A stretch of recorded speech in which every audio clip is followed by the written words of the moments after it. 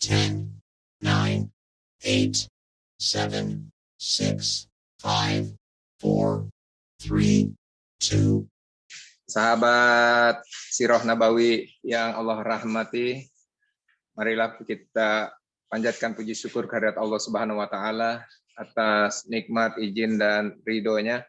Insya Allah ya, kita hari ini bertemu kembali di ruang Zoom dengan niat tolabul ilmi, ya, mengambil ibrah dari perjalanan kisah Rasulullah bersama para sahabat yang insya Allah juga menjadi bagian dari meningkatkan kedekatan kita kepada Allah Subhanahu wa taala dan mengimplementasikan segala ajarannya. Selawat serta salam marilah kita juga sanjungkan kepada junjungan kita Nabi Muhammad sallallahu alaihi wasallam serta keluarga, sahabat, ulama-ulama pengikut, dan insya Allah pada kita juga semua yang berharap syafaatnya di hari akhir nanti. Amin ya rabbal alamin. Maka lalu kita sampai ke halaman 55 ya, dari kitab Hayatus Sahabah yang mana telah kita pelajari di pertemuan terakhir terkait dengan bagaimana dakwah Rasulullah ya, kepada musim haji, ya, kepada kabilah-kabilah Arab, ya, diantaranya Bani Absin, Bani Amir bin Sasa'ah, Bani Bakar bin Wa'il, dan juga terkait dengan bagaimana upaya Rasulullah mendapatkan backup dakwah dari pemimpin-pemimpin kabilah yang mempunyai kekuatan-kekuatan sehingga bisa mendukung perjalanan dakwah Rasulullah selanjutnya. Ya.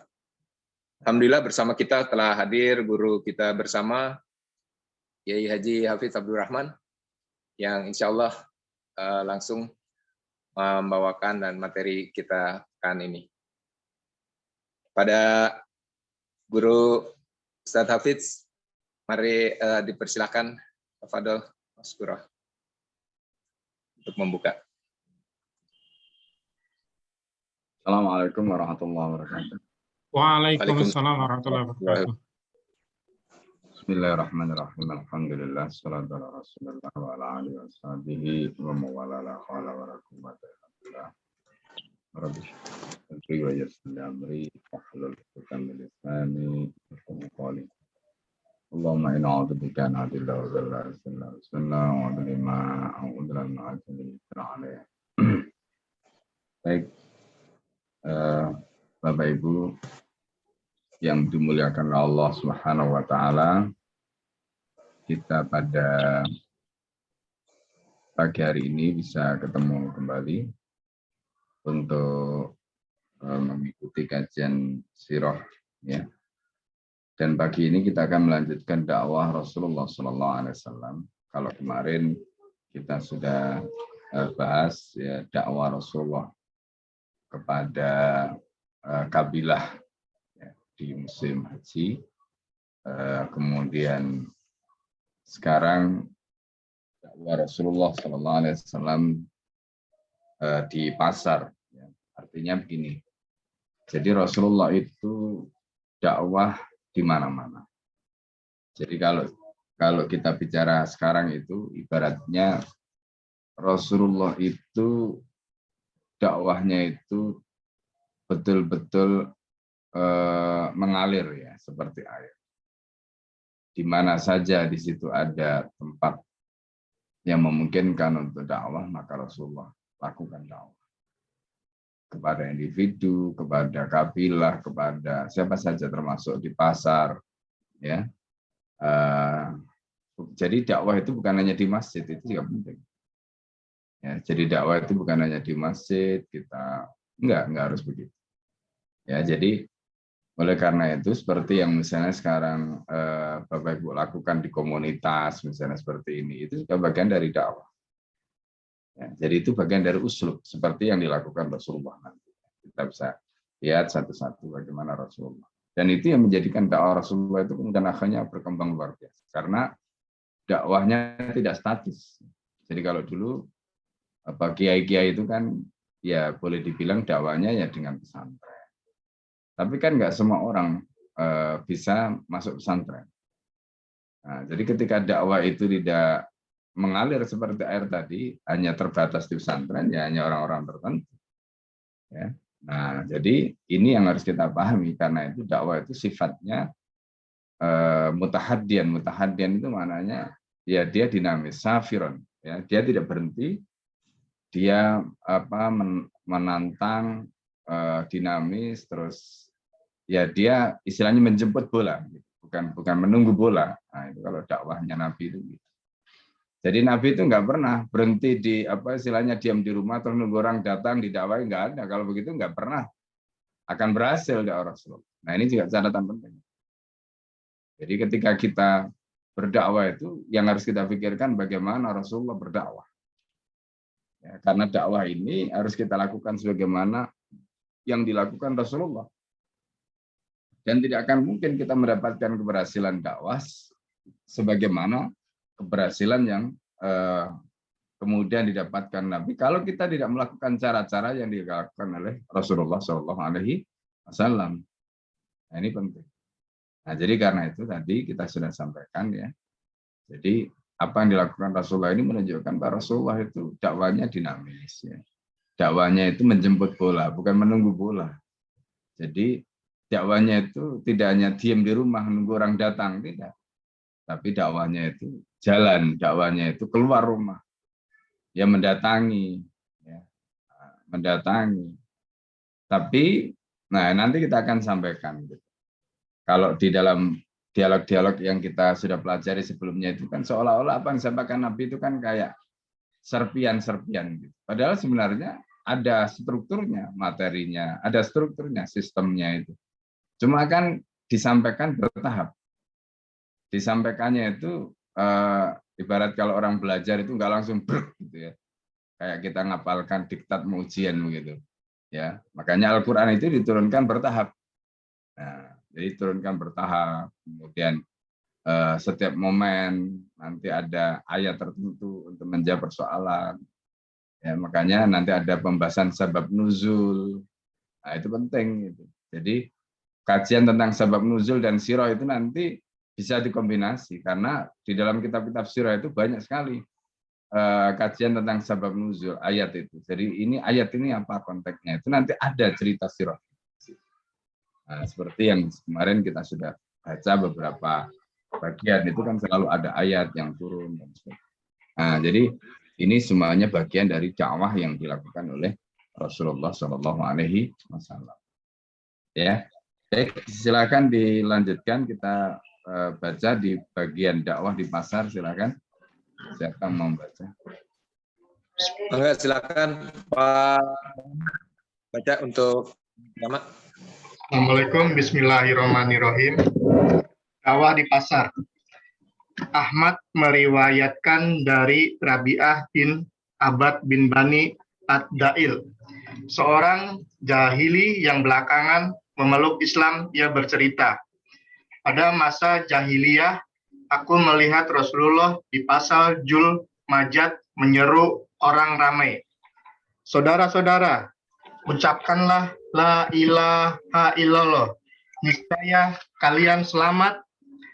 Orang mengerumuni beliau, sementara di belakang beliau ada seorang laki-laki berwajah putih, bermata juling, dengan rambut dikepang dua. Lelaki itu berkata, ia orang yang murtad dan pendusta. Orang itu selalu membututi kemanapun Rasulullah pergi. Ya. Sewaktu aku menanyakan tentang dirinya, aku menjawab, itu adalah paman Rasulullah, Abu Lahab. Dakwah di tengah perjalanan. Ibnu Sa'ad meriwayatkan dari Ashim al-Aslami, ia menuturkan, ketika Rasulullah hijrah dari Mekah ke Madinah, sesampainya di Gamim, beliau didatangi oleh Buraidah bin Hasib. Rasulullah mengajak memeluk Islam, dan ia pun masuk Islam diikuti oleh para pengikutnya yang berjumlah sekitar 80 keluarga. Setelah itu Rasulullah menunaikan salat Isya, dan mereka bermakmum di belakangnya. Dakwah dengan berjalan kaki. At-Tabrani meriwayatkan dari Abdullah bin Ja'far, ia mengisahkan bahwa sesudah Abu Thalib wafat, Nabi pergi ke Taif dengan berjalan kaki untuk mendakwahkan Islam, tetapi mereka mengabaikannya. Rasulullah kemudian pergi dan berteduh di bawah sebatang pohon. Beliau salat 2 rakaat lalu berdoa, "Ya Allah, kepadamu aku mengadukan kelemahan diri dan kekuranganku di mata manusia. Wahai yang Maha Pengasih di antara para pengasih, yang Maha Pengasih di antara pengasih. Kepada siapakah akan kuserahkan diriku? Kepada musuh yang menghadapiku dengan keras, ataukah kepada kerabat yang menguasai urusanku? Asalkan engkau tidak murka kepadaku, maka aku tidak hirau. Sebab perlindunganmu lebih luas bagiku. Aku berlindung dengan cahayamu yang menyinari kegelapan dan memperbaiki urusan dunia dan akhiratmu. Terhadap diriku atau amarahmu terhadapku. Berhak untuk beralih dari sesuatu yang kau benci kepada sesuatu yang kau sukai, engkau ridho. Tiada dapat kecuali kehendak Allah." Sampai situ dulu, Pak. Oh. Ya, pertama itu tadi seperti yang kita sudah sampaikan. Jadi dakwah yang dilakukan kepada individu, kemudian kepada kelompok, ya, itu semuanya adalah uslub, ya. Kalau dalam bahasa kita itu disebut uslub. Uslub itu cara. Jadi karena itu uslub ini berubah. Ini bukan thariqah, bukan metode. Ya. Jadi kalau uslub itu bisa berubah sesuai dengan situasi dan kondisi. Ya, jadi tadi seperti yang kita sampaikan, misalnya dakwah itu tujuannya adalah untuk menyampaikan risalah. Gitu. Nah, kalau dakwah itu tujuannya untuk menyampaikan risalah, sekarang pertanyaannya, di manakah objek-objek yang hendak kita tuju? Bisa kelompok, bisa individu, bisa misalnya kayak tadi di pasar, bisa di perjalanan, bisa di mana-mana. Nah, itu namanya uslub, ya, cara yang sifatnya teknis. Gitu. Nah, jadi kalau sekarang ya misalnya kita di sosmed, misalnya kita dakwah, atau lewat WA misalnya, ya kita punya akun sosmed itu untuk kita gunakan dakwah. Itu contoh-contoh, ya. Jadi seperti yang dilakukan Rasulullah tadi, sesuai dengan zaman. Nah, jadi kalau misalnya dulu Rasulullah SAW belum ada sosmed zaman itu, ya interaksi sosial secara langsung itu dimanfaatkan nanti di pasar, di tengah perjalanan, ya seperti kasus tadi, misalnya di pasar Dhul Majas, misalnya, ya pasar Dhul Majas ini, ya salah satu pasar yang tadi sudah disebutkan di situ Rasulullah menyampaikan, ya. Kata Rasulullah SAW, "Qulu la ilaha illallah," ya, katakanlah la ilaha illallah, maka kalian akan selamat. Itu kata Nabi kepada mereka. Itu yang disampaikan Rasulullah di pasar Dhul Majas. Nah, orang-orang ketika itu disebutkan di sini, di belakang beliau adalah seorang laki-laki yang berwajah putih, bermata juling dengan rambut dikepang dua. Laki itu berkata, "Ia seorang murtad dan pendusta." Kenapa nyebut Rasulullah murtad dan pendusta? Ya, karena dianggap murtad dari agama kaumnya. Ya, nah, jadi ini juga sesuatu yang kita hadapi. Jadi misalnya hari ini, kalau misalnya kita mau dakwah ya di sosmed, kayak tadi itu misalnya kadang-kadang ada hater, ya, orang yang nggak suka atau nyerang kita, sama seperti itu, ya kan? Bikin narasi, ya macam-macam, itu biasa. Nah itu yang harus kita pahami. Jadi kalau kita membaca sirah, oh iya ya dulu zaman Nabi saja, Nabi itu haternya banyak gitu. Ya kan? Dengan narasi itu isinya kebencian kepada Nabi. Yang dituduh murtad lah, ya bayangkan Nabi itu murtad. Yang dituduh majnun, yang dituduh tukang sihir, yang dituduh macam-macam, itu Rasulullah. Ya, itu Rasulullah. Nah, ini gambaran. Dan ternyata orang yang mengatakan begitu itu pamannya sendiri, Abu Lahab. Abu Lahab itu pamannya Rasulullah. Ya. Abu Lahab itu pamannya Rasulullah. Ya, ini yang harus kita tahu. Terus kemudian yang kedua, Rasulullah dakwah di perjalanan juga begitu. Ini juga usul. Ya, artinya di mana saja Rasulullah itu dakwah. Gitu. Jadi bukan hanya di pasar.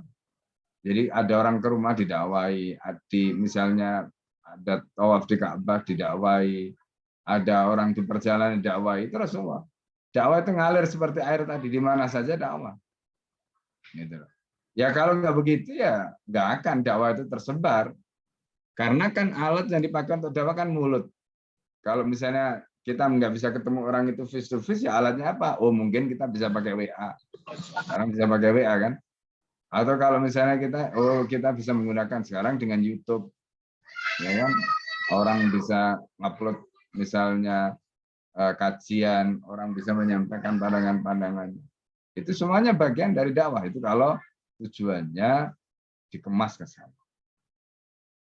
Nah, begitu juga dalam riwayat berikutnya itu dakwah di perjalanan, seperti diceritakan di sini, bagaimana Rasulullah SAW ya dalam riwayat Ibnu Sa'ad, Ibnu Sa'ad ini dalam kitab Tabaqat, ya, itu dari Asim al-Aslami, di situ disebutkan.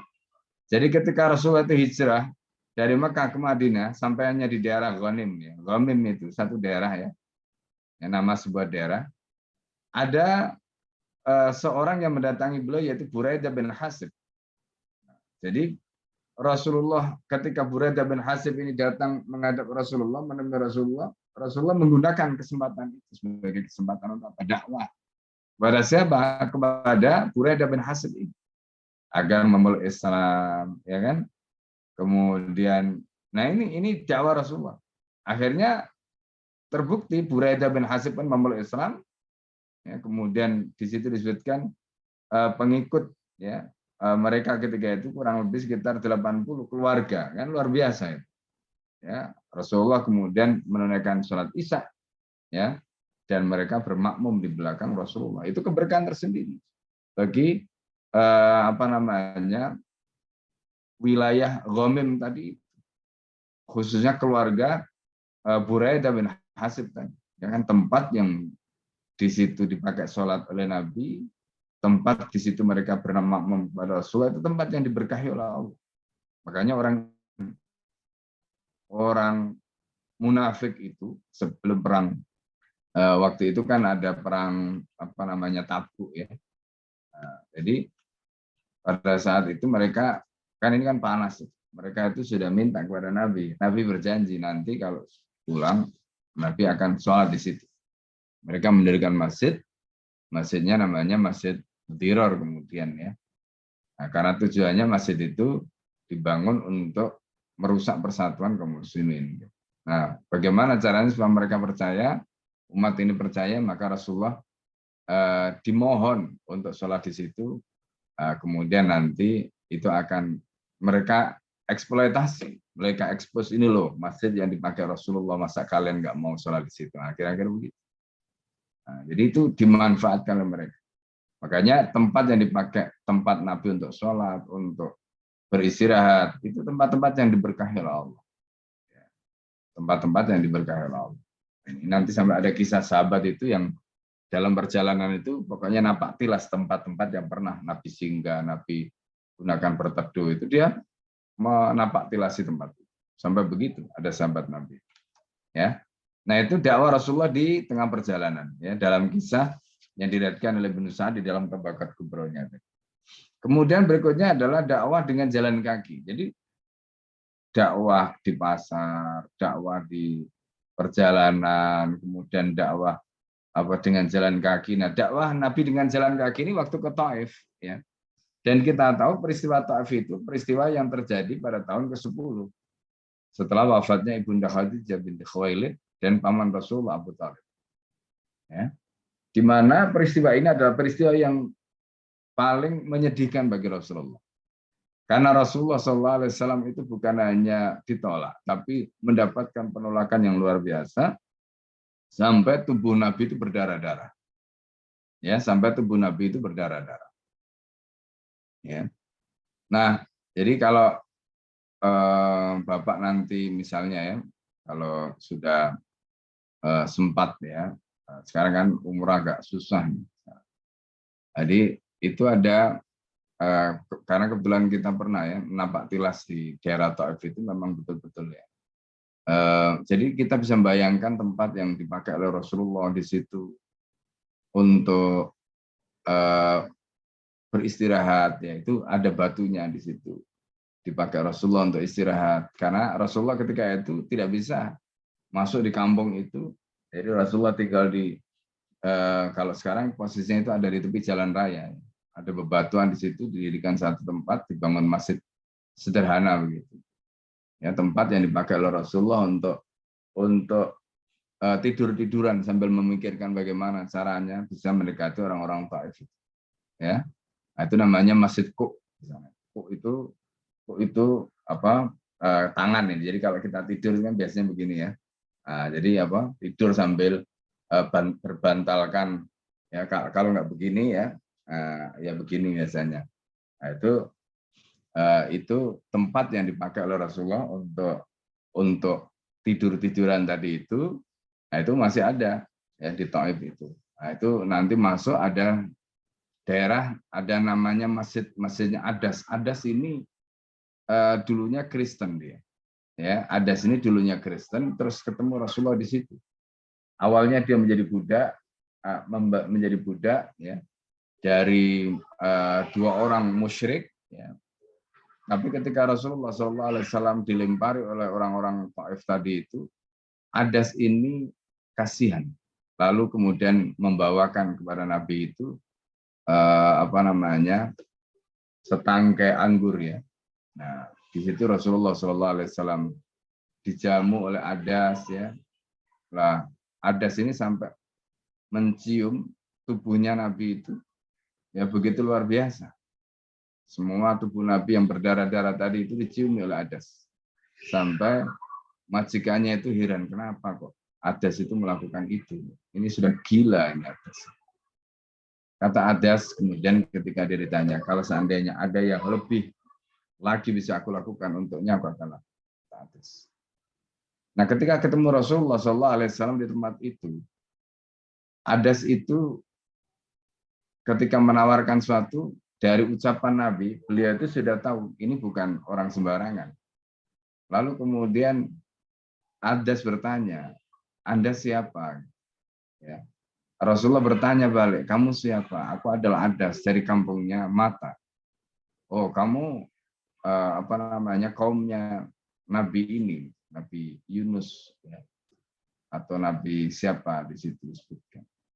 Lalu kemudian Adas mengatakan, dia kok Anda tahu? Ya, karena kami adalah bersaudara, kami ini adalah sesama Nabi yang diutus oleh Allah. Maka kemudian Rasulullah SAW diciumi oleh Adas tadi. Ya, nah, itu peristiwa yang ada di kebun kurma tadi. Setelah dilempari dengan berbagai macam ya, ada kotoran, ada batu, macam-macam anak-anak sama budak-budak mereka. Orang-orang Taif tadi. Nah, disitulah doa di sini dalam riwayat ini disebutkan ya. Beliau kemudian berdoa, Allahumma ilaika ashku dha'fa quwwati. Nah, itu. Ya, di situ disebutkan Allahumma anta rabbul mustada'afin. Allahumma ilaika ashku dha'fa quwwati. Ya Allah. Ini.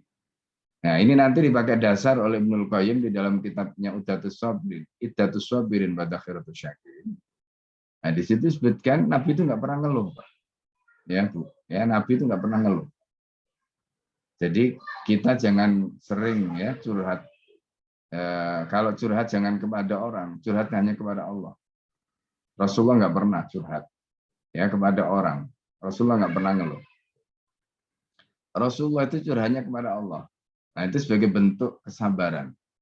Ya, iddatus sabirin wa dakhiratus syakirin. Nah, pada saat itu Rasulullah mengatakan dalam doanya tadi. Nah, ini adalah keluhan Rasulullah ya, keluhan Rasulullah yang kemudian diabadikan dalam riwayat tadi.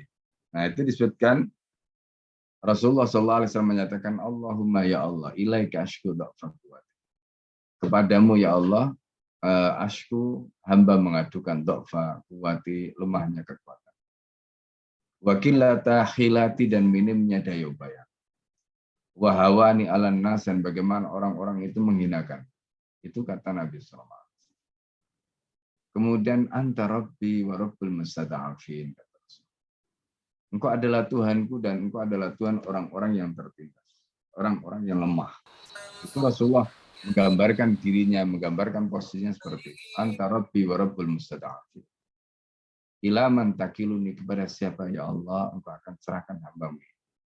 Ila ba'idin yatajahamun am ila qaribin malakatu amr. Kepada yang jauh, ya, kepada yang jauh, kata Nabi, ya. Jadi musuh, ya, yang menghadapiku dengan keras tadi. Au ila qaribin, ya, malakatu amri, atau kepada yang dekat yang menguasai urusan. Ilam yakun bika ghadabun falau bali, andai bukan karena murkamu aku enggak peduli. Walakin afiyataka ausauli, tapi kata Rasulullah, ampunanmu ya itu mahal luas bagiku. Masya Allah. Nah, Rasulullah di dalam doanya tadi itu kan Rasulullah mengatakan anta. Jadi Rasulullah mengatakan ilaika ashku dha'fa quwwati wa qillata khilati wa hawani 'alan nas. Jadi ini keluhan Rasulullah. Keluhan itu kemudian dijawab oleh Allah, ya. Lalu Rasulullah SAW mendapatkan perlindungan mulai dari adas tadi datang melindungi Rasul. Ya setidaknya memberikanlah makanan atau sesuatu yang bisa dimakan. Ketika itu Rasulullah hanya ditemani oleh anak angkatnya Zaid bin Haris. Ya, Zaid bin Haris, insyaallah. Ya. Lalu kemudian Rasulullah pamit ya kepada Adas, meninggalkan wilayah Taif itu menuju ke Qarnul Manazil. Qarnul Manazil itu, Bapak Ibu sekalian, itu adalah tempat yang sekarang jadi mikot ya untuk jamaah haji atau umrah yang datang dari Saudi lewat jalur darat. Dari Saudi, dari Kuwait lewat jalur darat itu, kalau dia di Qarnul Manazil itu ada masjidnya. Nah, disitulah nanti dia akan singgah untuk memakai pakaian ihram. Itu Qarnul Manazil. Itu salah satu tempat mikot. Ya, namanya mikot makan. Untuk orang-orang yang datang dari Riyadh, untuk orang-orang yang datang dari Kuwait itu lewat situ. Lewat jalur darat. Nah, di Qarnul Manazil itu Rasulullah didatangi malaikat. Ya, malaikat penunggu gunung. Ya, akhsyabain, ya, dua gunung. Kata malaikat itu, ya Rasulullah, kalau engkau berkenan, kami akan angkat gunung itu, gunung Akhsyabain tadi itu. Maka kami akan timpahkan kepada penduduk Taif, Bani Sakif itu supaya mereka binasa. Apa kata Nabi Shallallahu Alaihi Wasallam? Kata Rasulullah, jangan. La'alallah ayaj'ala minhum man ya'budu, katanya. Semoga Allah menjadikan di antara mereka kelak ada yang lahir, ada yang datang, ada yang hidup, ada yang mereka menyembah Allah SWT. Itu doanya Rasulullah. Coba bayangkan kalau ketika itu Rasulullah SAW itu marah terus, ya sudahlah, silakan kamu habisi saja. Maka Taif itu nggak akan pernah menjadi Islam.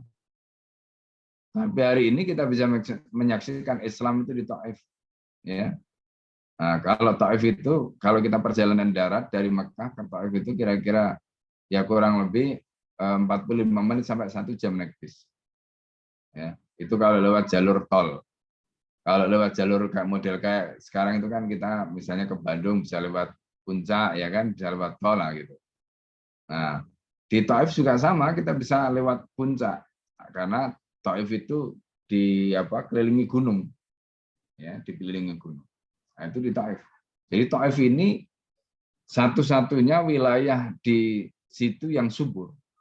Wilayah-wilayah yang lain itu enggak kita temukan ada pohon, ada apa, itu isinya batu, pasir. Tapi di Taif itu Masya Allah.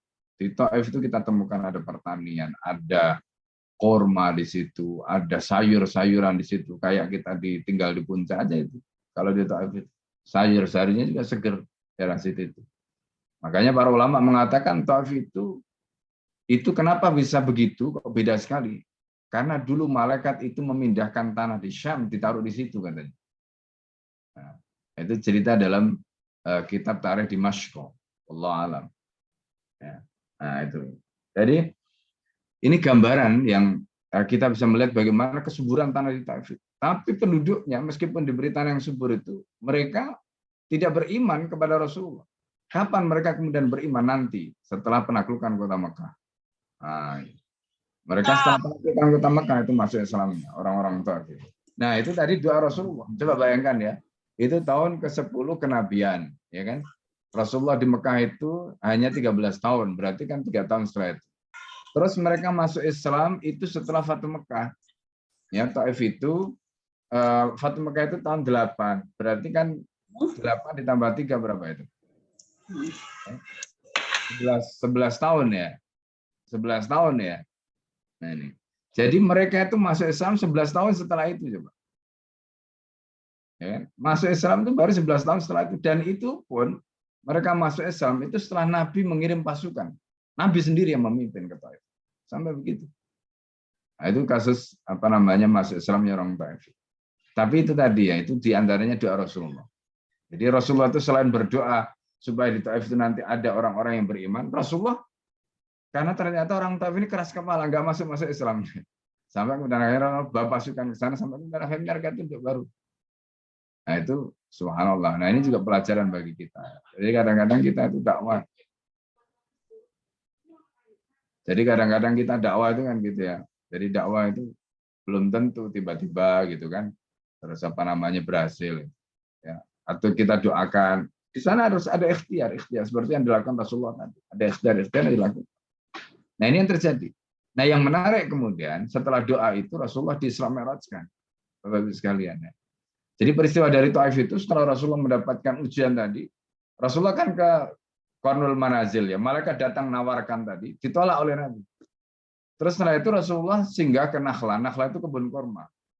Di situ Rasulullah tengah malam itu membaca ayat Al-Quran dengan syahdu sekali, merdu sekali, syahdu sekali sampai jin-jin itu berdatangan itu saking menikmatinya. Mereka bacaan Nabi yang dibaca dengan sepenuh hati ya, dengan begitu luar biasa.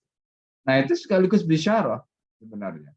Jadi datangnya malaikat, datangnya jin itu bisyarah bahwa Allah akan memberikan pertolongan pada Nabi. Cuma Nabi belum tahu apa pertolongan yang akan diberikan oleh Allah kepada Nabi itu. Nah Rasulullah sampai kemudian akhirnya balik ke Mekah, tapi Rasulullah nggak bisa masuk ke kota Mekah karena orang-orang kafir Quraisy itu mau membunuh Rasulullah. Ya kan Rasulullah sudah nggak punya perlindung lagi. Abu Thalib sudah meninggal, Khadijah sudah nggak ada. Nah, Rasulullah akhirnya kemana, Bapak-Ibu sekalian? Rasulullah naik ke gunung, ya, gunung yang menjadi tempat pertama kali wahyu turun, yaitu Jabal Nur, ya, atau yang kemudian dikenal dengan Gua Hira itu, ya kan? Nah, di situ Rasulullah kemudian minta kepada anaknya, anak angkatnya, yaitu Zaid bin Haritsah. Nabi, saya itu Pak pernah ya dari Taif, nampak tilas ini perjalanan dakwah Nabi tadi. Ya. Dari Taif itu terus saya naik ke bukit, naik ke gunung itu, gunung Jabal Nur itu. Pas persis di gua Rasulullah itu, tempat Rasulullah. Saya masuk di situ. Ya, tempat Rasulullah Gua Hira itu kita lihat di situ.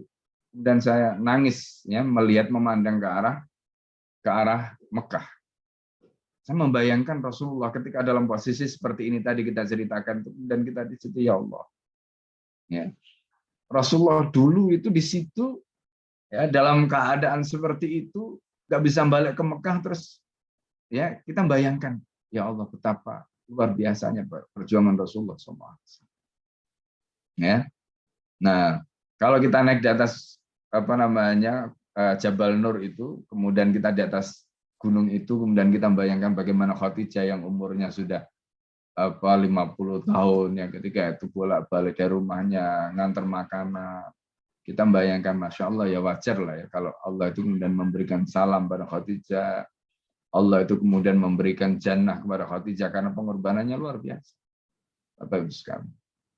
Jadi ya kita iri, ya kan, iri dengan mereka karena apa?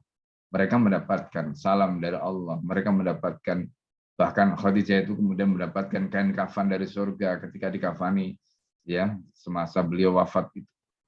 Ini sesuatu yang luar biasa, tapi itu wajar karena pengorbanannya untuk Allah, untuk Rasulnya, untuk agama ini begitu luar biasa.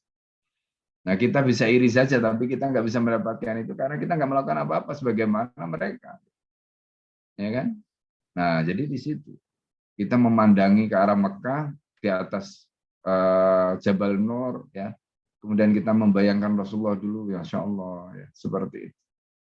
Nah, akhirnya Rasulullah di situ mendapatkan pertolongan. Ada seorang pemuda namanya Mut'im bin Adi yang bersedia memberikan pertolongan pada Nabi.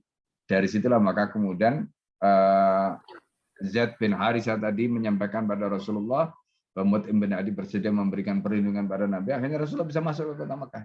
Setelah dari Taif sehingga di Jabal Nur tadi di Gua Hira itu, Rasulullah kemudian baru bisa masuk ke kota Mekah karena ada perlindungan yang diberikan oleh Mut'im bin Adi. Nah, ini kisah di balik peristiwa Taif itu yang memang betul-betul menyedihkan, ya. Bahkan guru saya pernah cerita, ya, itu sandal Nabi itu saking darahnya, saking banyaknya itu sampai nggak bisa dilepas dari kaki, lengket.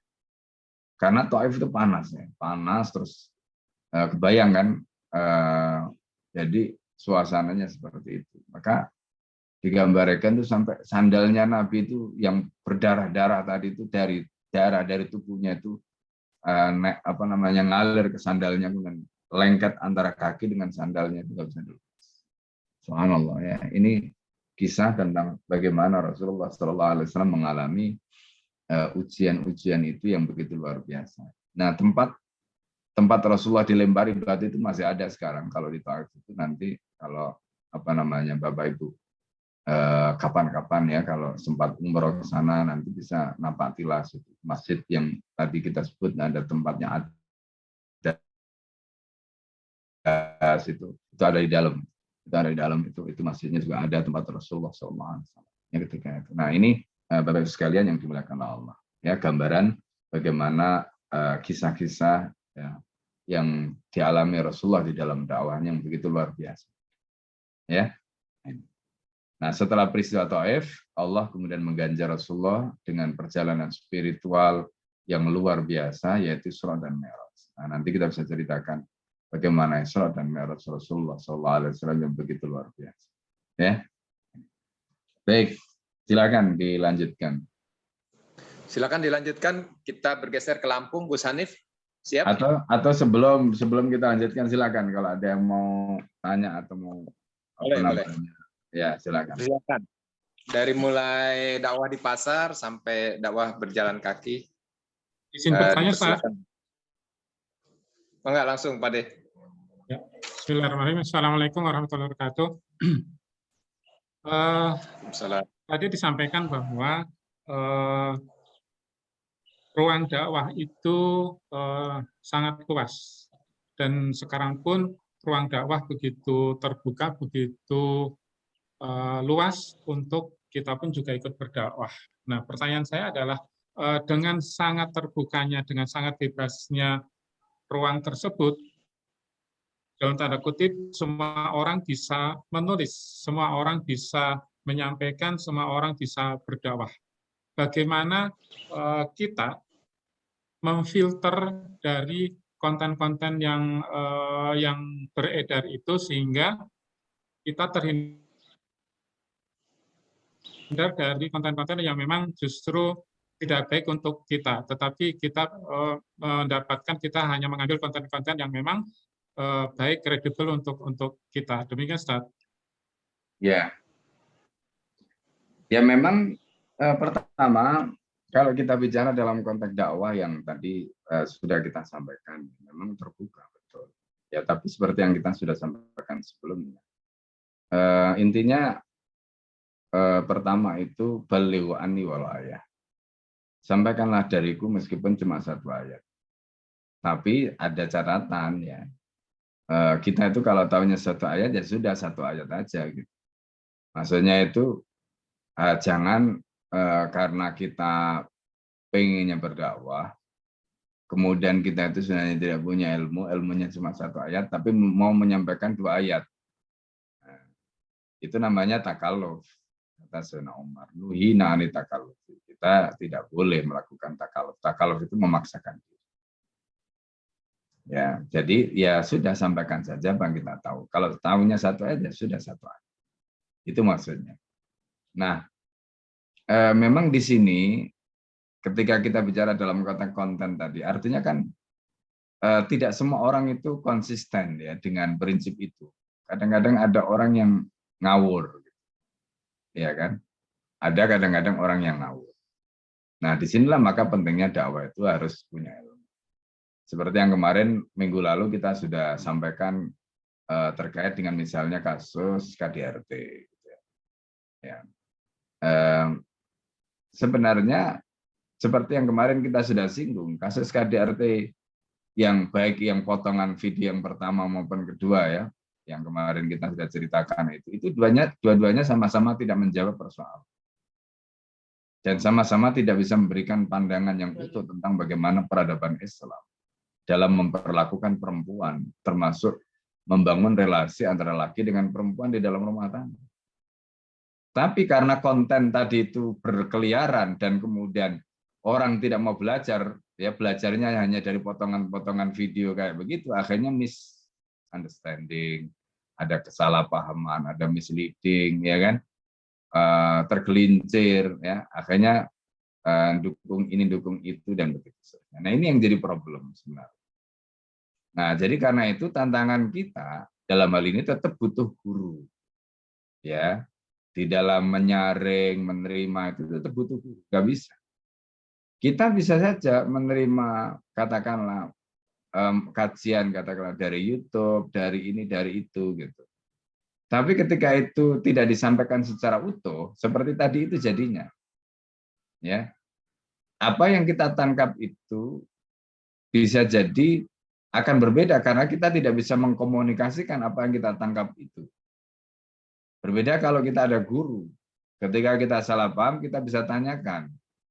Ketika kita mungkin tidak paham, kita juga bisa bertanya karena ada guru. Nah, di situ pentingnya guru. Ya, pentingnya guru. Nah, oleh karena itu tetap dalam konteks dakwah ya terkait dengan konten, bagaimana kita manfaatkan konten itu tetap perlu yang namanya tasabbut. Tasabbut itu proses check and recheck. Ya, jadi misalnya sebelum kita menelan atau mengambil itu, ya kita bisa tanyakan ya kepada orang yang kita anggap menjadi guru kita. Misalnya ada materi seperti ini, kita minta ininya apa namanya komentarnya, pencerahannya dan sebagainya. Ini bagaimana dan seterusnya. Ya meskipun ya kalau pengalaman saya secara pribadi yang begini memang sering ya, banyak sekali. Kadang-kadang kita nggak sempat balas karena saya kan banyak orang tanya ini, tanya itu, macam-macam. Nah, memang yang paling mudah itu ya memang ada kayak majelis seperti ini kan kita punya majelis ya meskipun tidak bisa ketemu di satu tempat yang sama minimal di ruang Zoom ya sehingga bisa tanya dan sebagainya itu paling enak. Ya, yang susah kalau nggak ada majelisnya. Jadi kita mau tanya, ya kadang-kadang mungkin nggak sempat dan sebagainya. Nah di situ saya kira poin pentingnya. Jadi tetap dakwah memang kewajiban dan kita menyampaikan apa yang kita pahami. Tapi tadi kita harus tetap istilahnya itu konsisten. Mana yang kita tidak tahu ya kita jujur. Kita katakan kita tidak tahu. Atau kita tidak memaksakan diri untuk menyampaikan apa yang kita tidak tahu sehingga akhirnya menimbulkan kesalahan pada orang lain. Nah, itu juga tidak boleh. Nah, begitu juga ketika kita memilih, ya kita juga harus punya filter, punya standar, punya patokan. Sehingga ketika kita memilih tadi itu kita bisa memilih yang tepat, baik itu dari segi isi maupun dosisnya istilahnya gitu. Ya. Nah, kadang-kadang ketika kita ini kadang-kadang kan bahayanya kan di situ ya, apa namanya? Sekarang itu era zaman fitnah itu ya. Bangun tidur pagi. Alasannya lihat video ini terus mungkin dia nanti dituduh jadi teroris gara-gara mendengar video ini itu yang kadang-kadang repot. Ya kan? Nah, padahal videonya ngomong apa, dia persepsikan apa, tapi orang lain dituduh. Nah, itu yang kita juga kadang-kadang harus paham lah ya situasinya. Nah, dari sisi proses memang ini bukan proses yang ideal.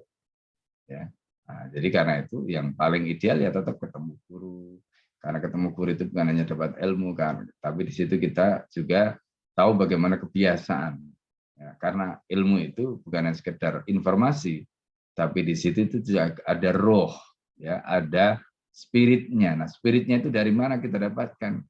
Dari kalau orang Jawa bilang itu lelaku, ya, apa yang dihidupkan oleh para guru itu di dalam kehidupannya. Nah, di situ nanti kita akan menemukan ilmu itu ada roh. Nah, ya, gitu Pak Ade. Menyambung Ustaz, Ya. dalam menyampaikan walaupun satu ayat tadi saya pahami dalam tahapan awal karena salah satunya misalnya keterbatasan ilmu, artinya di situ lebih diutamakan atau lebih kepada mengambil sebuah prioritas dan kekhususan seperti itu, Ustaz. Misalnya gini, seperti lebih paham tentang perihal utang dan riba, artinya untuk tahapan awal kita lebih fokus, lebih memilih pada tema-tema tersebut sebelum nanti memperkaya diri kemudian untuk tema-tema yang lain. Demikian, Ustaz. Iya, bisa. Itu namanya bridging, Pak. Namanya bridging. Artinya itu jembatan. Ya, problem kita kan banyak. Tapi jembatan untuk menuju ke sana itu kan bisa lewat ini, lewat sini, lewat sini. Nah, gitu. Nah, itu hanya pintu masuk istilahnya. Bridging tadi. Pintu masuk. Untuk memasukkan, misalnya sekarang orang ini hampir bisa kita katakan nggak ada orang yang sekarang, misalnya ya, kita dalam tanda petik itu. Hampir bisa dikatakan nggak ada orang yang tidak terkena debunya riba kan sekarang. Kalau kita tidak boleh mengatakan orang itu kena riba, ya kan hadisnya begitu, hadis Rasulullah kan, ya kan. Jadi nanti akan datang suatu zaman di mana pada zaman itu orang itu nggak akan bisa menghindari dari debunya riba, itu nggak bisa. Nah, itu yang terjadi. Nah, makanya ini bisa menjadi pintu masuk, bridging. Nah, dakwah bisa lewat situ, karena orang problemnya itu. Ya, kemudian setelah itu menjadi pintu masuk, ya dari problem tadi itu, karena mungkin teman-teman katakanlah menguasai itu nggak apa-apa, itu jadi pintu masuk tadi, itu menjadi jembatan. Nah, dari situ kemudian masuk. Nah, begitu. Ya, itu namanya uslub. Ya, namanya uslub. Nah, jadi misalnya ada lagi yang lain, ya kayak misalnya teman-teman yang entah mungkin punya bisnis apa yang lain, ya ada mungkin ini MTR, ada lagi yang lain misalnya. Ya mereka juga berpikirnya begitu. Yang penting di dalam hatinya, di dalam benaknya itu ada kesadaran untuk mengemban dakwah tadi. Maka bridgingnya nanti bisa macam-macam. Jembatannya bisa lewat sini, lewat situ. Ya, jalan masuknya bisa macam-macam. Nah, jadi yang seperti itu nggak ada masalah. Nggak ada masalah. Yang penting kan nanti kerangka sistem secara utuh tetap akan tersampaikan, cuma pintu masuk aja. Ya kan, pintu masuk. Nah, itu poinnya Pak Ade. Jazakallah, Ustaz. Ya, Pak ya. Baik, dipersilakan yang lain. Rekan-rekan sahabat Siro, bagi yang ingin bertanya terkait dengan materi yang telah dibacakan dan diuraikan. Dan untuk Ahwat dipersilahkan bertanya melalui kolom chat. Jika memang belum ada pertanyaan, kita lanjut ke Lampung. Siap-siap Gus Hani untuk melanjutkan bacaan.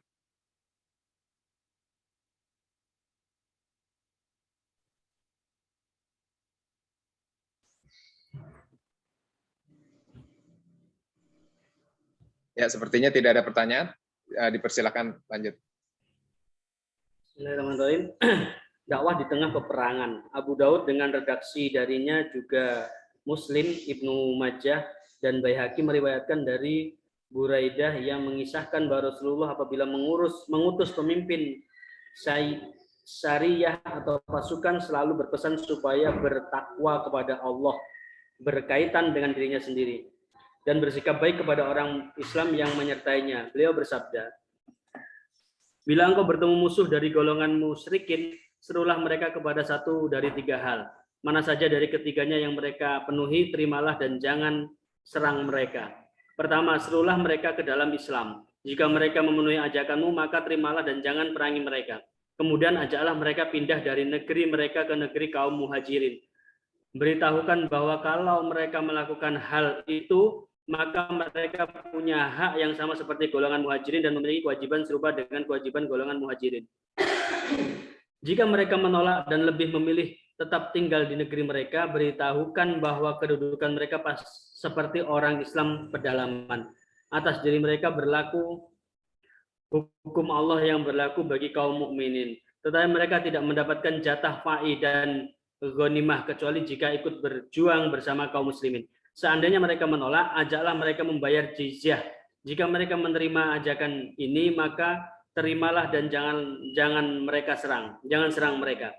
Jika mereka menolak, maka mintalah pertolongan Allah dan perangilah mereka. Jika kalian mengepung penghuni benteng, lalu mereka minta diadili sesuai dengan hukuman Allah, jangan kabulkan. Sebab kalian tidak tahu hukum yang Allah putuskan bagi mereka, tetapi adili mereka menurut hukum kalian sendiri. Kemudian putuskanlah di antara mereka menurut kehendak kalian. At-Tirmizi mengatakan bahwa hadis Buraidah tersebut termasuk hadis hasan sahih. Terus, Ustaz? Sampai situ dulu ntar. Ya, kelihatannya perlu diterangkan. Ya. Jadi ini terkait dengan dakwah ya, dakwah di tengah peperangan. Jadi kalau kita lihat di sini Abu Dawud ya, redaksinya juga Muslim Ibnu Majah dan Al-Baihaqi. Itu hadis bin Buraidah ini hadis yang sangat terkenal sebenarnya. Ya, jadi syariah di sini maksudnya itu adalah detasemen. Kenapa disebut syariah? Karena jumlah pasukannya itu nggak banyak. Gitu. Jadi kalau nanti itu ada namanya syariah, jamaknya saroya. Lalu kemudian ada yang disebut dengan al-ma'rokah. Ya. Jadi ada peperangan yang memang besar, dan peperangan itu biasanya dipimpin oleh Nabi, itu namanya perang besar. Nah, kalau perang-perang kecil seperti detasemen atau saroyah seperti ini, itu biasanya Nabi nggak ikut. Yang dikirim itu sahabat. Ya, jumlah detasemen atau syariah itu puluhan ya, puluhan. Jadi kalau kita hitung total itu perangnya Nabi saja itu 27 kali. Detasemennya itu 70 sekian. Ya, jadi kalau dihitung itu 90 lebih lah. Itu peperangan Rasul. Ya selama 10 tahun di Madinah itu. Nah, tapi yang dipimpin oleh Nabi itu hanya 27 kali peperangan itu. Sisanya itu tadi itu detasemen. Tapi kalau dihitung total 90 sekian tadi, itu artinya berarti kan rata-rata dalam setahun, karena Rasulullah kan cuma 10 tahun di Madinah. Rata-rata itu hampir 10 kali, ya 1 tahun. 1 tahun itu perang 10 kali, Bapak. Bayangkan itu betapa sibuknya Rasulullah dan para sahabat. Ya kan? Makanya Rasulullah itu nggak sempat, dan para sahabat itu misalnya mikir kayak kita gitu kan sekarang main HP. Jalan-jalan misalnya, itu nggak sempat itu. Makanya hidupnya Nabi dan para sahabat itu hidupnya serius betul serius. Ya, kebayang gitu ya. Kita itu kan masih sempat weekend gitu ya. Itu. Nah, masih sempat ya mungkin carilah udara segar kemana gitu. Rasulullah itu nggak sempat dan para sahabat. Benar. Gitu. Mereka itu di kepalanya itu cuma ada itu. Makanya ya itulah hidupnya mereka itu. Nah, artinya sahabat ya Nabi dan para sahabat itu bisa punya mental begitu, itu kan berarti mereka punya daya tahan yang luar biasa ya. Daya tahan yang luar biasa. Ya fisiknya, ya mentalnya, ya rohnya itu kan berarti luar biasa. Ini kan mungkin ya kita nggak pernah bayangkan gitu ya. Karena itu bahasanya itu begini, siyahatu ummati al jihadu fisabilillah. Jadi siyah itu kan melancong. Melancongnya umatku itu jihad, itu kata Nabi. Ya, melancongnya umatku itu jihad. Jadi mereka itu melancongnya tiap perang itu. Nggak sempat Nabi itu ke kebun raya, itu nggak sempat. Atau misalnya Nabi itu kemana gitu ya, ke apa istilah kalau sekarang itu jungle yang di Sentul, atau misalnya di safari, taman safari, nggak sempat Rasulullah. Karena dipikirkan itu urusan umat, urusan Islam itu Masya Allah. Jadi kita bayangkan hidupnya para sahabat itu betul-betul barokah waktu mereka. Coba bayangkan ya, 10 tahun bisa perang 90 sekian kali, itu kan kalau bukan barokah waktunya kan nggak mungkin. Nah ini yang kadang-kadang kita itu lupa, Pak ya. Kita itu lupa. Maksud saya begini, kadang-kadang kita itu, ini sisi lain yang saya ingin cerita ya. Jadi ketika Bapak Ibu diberikan kenikmatan untuk belajar, diberikan kenikmatan untuk dakwah, diberikan kenikmatan untuk sibuk ngurus urusan umat, itu kita kadang lupa. Lupanya itu begini. Kita lupa untuk menikmati itu sebagai bagian dari kemuliaan yang Allah berikan. Kalau kita lupa menikmati itu sebagai bagian dari kemuliaan yang Allah berikan, akhirnya isinya nanti mengeluh. Kapan ya kita ini sempat refreshing, kapan kita begitu. Itu kalau kita pikirannya begitu. Bayangkan Nabi itu nggak sempat mikir refreshing. Nggak sempat mikir refreshing. Ya kan? Tapi coba lihat, perhatikan. Anak-anak mereka itu, para sahabat itu, anaknya nggak ada yang nggak jadi semua. Ya kan? Kita ini yang menggunakan teori keseimbangan lah, yang refreshing, nggak kurang-kurang, ya kan? Tapi anaknya alay semua itu. Ya, nggak ada yang punya mental kayak para sahabat tadi. Ya kan? Nah, itu justru kita itu karena cara mendidik mereka itu terlalu manja. Gitu. Nggak disiplin, kadang-kadang memanjakan mereka. Nah, ini yang sebenarnya juga menjadi catatan kita. Jadi kalau kita sekarang berpikir bagaimana sahabat itu bisa begitu luar biasa. Nah, saya cerita sedikit ya tentang bagaimana Sofia. Gitu. Mungkin kalau tadi ada yang baca IG saya cerita tentang Sofia, bagaimana Sofia itu sahabat Nabi ya, bibinya Rasulullah, mendidik Zubair bin Awam. Zubair itu yang dididik begitu kerasnya sehingga menjadi kesatria yang luar biasa, menjadi pelindung Rasulullah, ya, menjadi Hawari, jabat julukan Hawari, orang yang sanggup membela Nabi sampai tetes darah terakhir. Itu orang hebat, itu hanya 10 orang ya, yang hanya 10 atau berapa orang disebut Hawari Rasul itu Masya Allah. Itu orang-orang pilihan. Itu satu di antaranya itu adalah Sofia, itu seorang wanita bibinya Rasulullah yang begitu luar biasa, memberikan pendidikan pada anak-anak. Nah ini kita ini sekarang pengen mencetak anak-anak hebat, tapi model pendidikan yang kita pakai itu model barat itu nggak akan bisa, Pak, nggak akan ketemu. Gitu. Ketika kita menerapkan pendidikan yang keras, ya, yang disiplin, yang ini kepada mereka, kadang-kadang kita mikir kasihan anak-anak, kasihan. Itu yang akhirnya kemudian mereka lembek mental, ya, mereka lembek mental. Nah ini yang terjadi. Nah jadi itu pelajaran penting ya bagi kita. Jadi Rasul dan para sahabat itu nggak sempat, ya, menikmati weekend. Rasulullah dan para sahabat itu nggak sempat.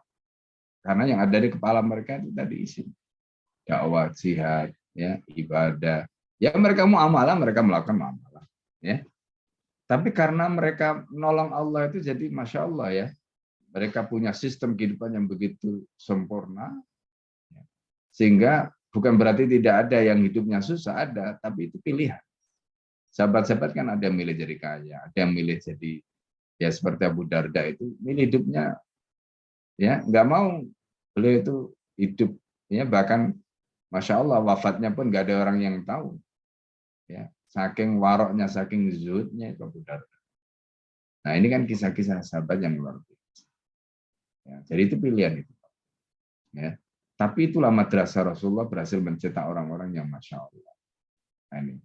Nah, jadi itu gambaran yang kita bisa pelajari. Nah, kisah tentang apa riwayat dalam konteks Sulaiman bin Buraidah, yang hadis dari nama lengkapnya itu Sulaiman bin Buraidah. Cuma di sini disebutkan Buraidah saja. Sulaiman bin Buraidah ini, jadi di situ disebutkan ya, dalam hadis ini disebutkan, jadi kalau kamu ketemu dengan golongan kaum musyrik ya, ad'uhum ya, ila salah khisalin, jadi ajak mereka kepada 3 kata Rasulullah. Ya, mana saja dari 3 itu yang mereka penuhi ya sudah kamu penuhi. Pertama, ad'uhum ilal Islam. Ajak mereka masuk Islam. Fa'in ajabuka, kalau mereka memenuhi seruanmu, faqbal minhum wa kufa anhum, kata Nabi. Maka terima mereka, tahan tanganmu, jangan kau serang mereka. Itu pesan Rasulullah kepada mereka. Ya. Ini pesan Nabi. Kemudian setelah itu ad'uhum ila tahawul min darihim ila daril muhajirin. Ajak mereka hijrah dari negeri mereka akan pergi muhajirin. Mana negeri muhajirin itu? Madinah. Ya, Madinah. Kemudian kata Nabi apa? A'tuhum ma'lil muhajirin wa ma'alal muhajirin.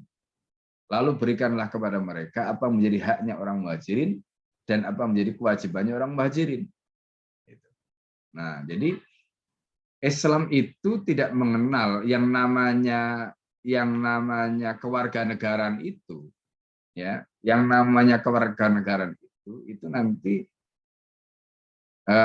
tidak dilihat bangsa, suku, enggak dilihat. Ya kan? Enggak dilihat. Dilihat pada loyalitas. Nah, jadi ketika mereka mau memberikan loyalitas terus hijrah dan sebagainya tadi, mereka mendapatkan hak yang sama. Mereka mendapatkan kewajiban yang sama. Nah, kalau mereka menolak, kata Nabi itu, dan lebih memilih tetap tinggal di negeri mereka, maka kata Nabi, sampaikan kepada mereka, ya, sebagaimana orang-orang yang di pedalaman, ya, jadi hukum Allah berlaku bagi kaum mukminin, ya. Tapi mereka tidak mendapatkan jatah fa'i. Jadi mereka masuk Islam, tapi mereka tidak mau pindah. Sementara wilayah mereka kan mungkin bukan wilayah Islam, dan itu terjadi di zaman Nabi. Ya.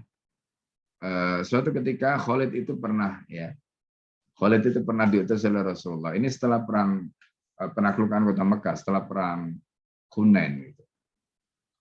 Nah, detasemen yang dipimpin oleh Khalid itu ternyata sampai di satu perkampungan, di mana perkampungan itu sebenarnya sudah masuk Islam, tapi mereka kan tidak hijrah.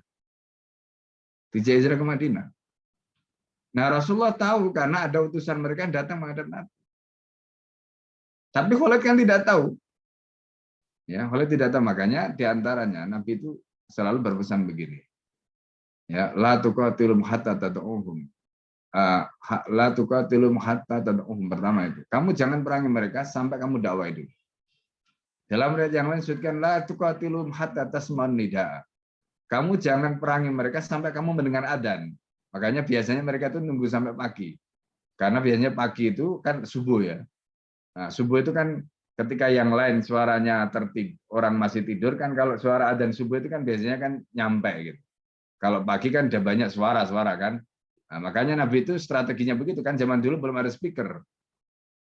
Ya, makanya kata Nabi, la tuqatilum hatta tasma'un nida.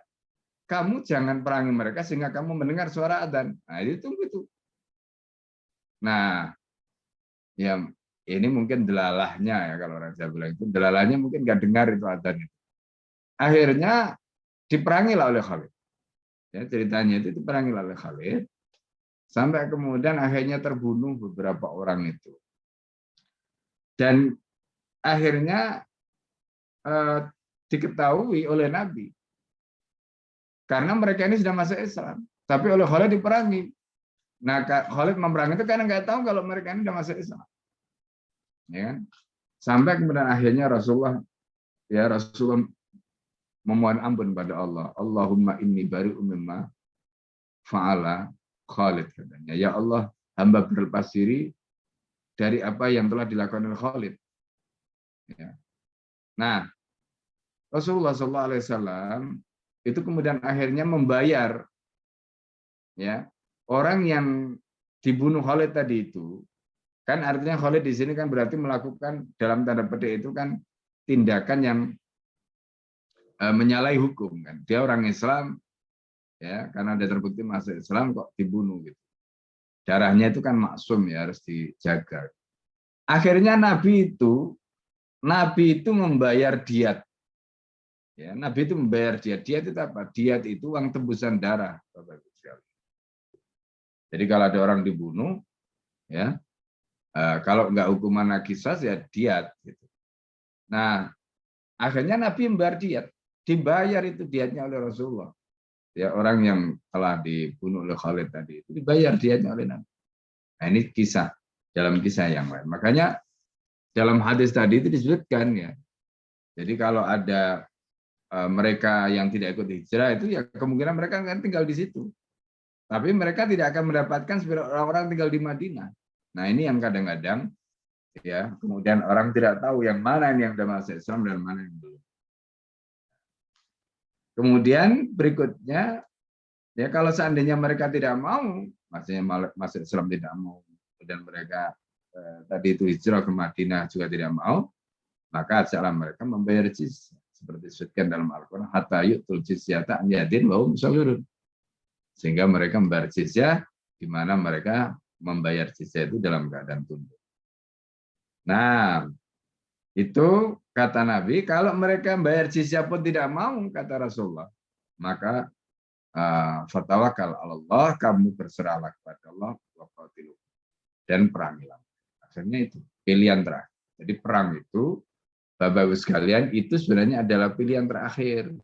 Jadi perang itu bukan pilihan pertama ya. Jadi perang itu bukan pilihan pertama. Perang itu adalah pilihan terakhir. Nah, itulah yang disebutkan oleh hadis ya Abu Dawud, kemudian Ibnu Majah, Muslim, Al-Baihaqi tadi terkait dengan riwayat ya dari Sulaiman bin Quraidah. Nah, jadi di sini disebutkan dakwah di tengah peperangan karena memang sebelum perang itu ada perintah untuk dakwah. Ya, tadi la tuqatilum hatta taqulhum, la tuqatiluhum hatta tasma'u. Ya. Baik, ya silakan.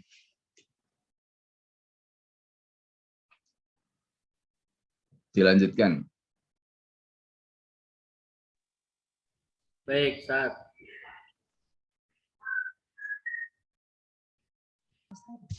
Mengirim utusan dakwah. Dalam Al-Hilyah, Abu Nuaim meriwayatkan dari Urwah bin Zubair bahwa ketika mendengar sabda Rasulullah SAW, para sahabat Ansar meyakini dan menerima dakwahnya. Kemudian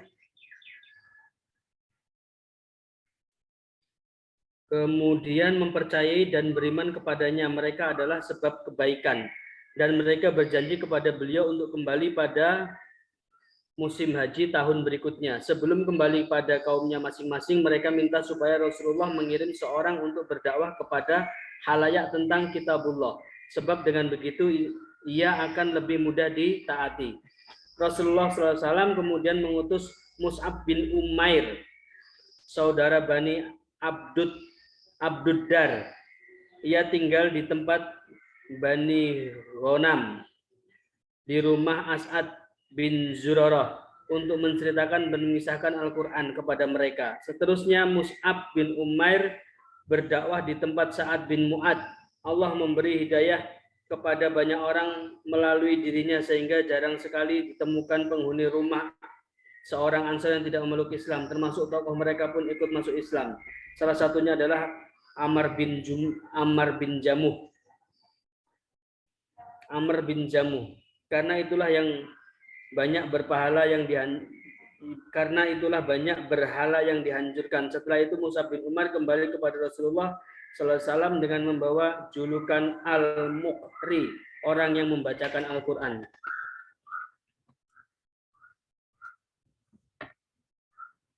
At-Tabrani meriwayatkan dari Abu Umamah, ia berkisah Rasulullah sallallahu alaihi wasallam mengutus untuk menyeru kaumku sendiri kepada Allah. dan mengajari mereka syariat Islam. Aku mendatangi mereka usai mereka memberi minuman unta, memerah susu dan meminumnya. Ketika melihatku mereka berkata, selamat datang Sudai bin Ajlan.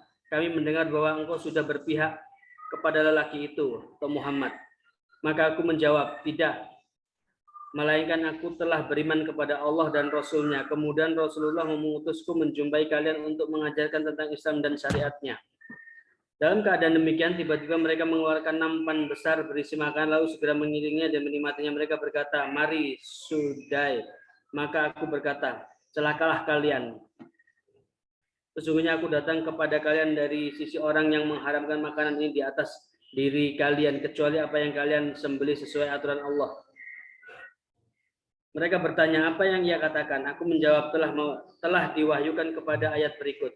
Diharamkan bagimu memakan bangkai, darah, daging babi, daging hewan yang disembelih atas nama selain Allah, yang tercekik, yang terpukul, yang jatuh, yang ditanduk, dan ditikam binatang buas, kecuali yang sempat kamu menyembelihnya.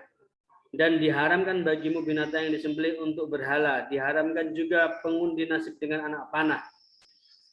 Mengundi nasib dengan anak panah itu adalah kefasikan. Pada hari itu orang kafir telah putus asa untuk mengalahkan agamamu, sebab itu janganlah kamu takut kepada mereka dan takutlah kepadaku.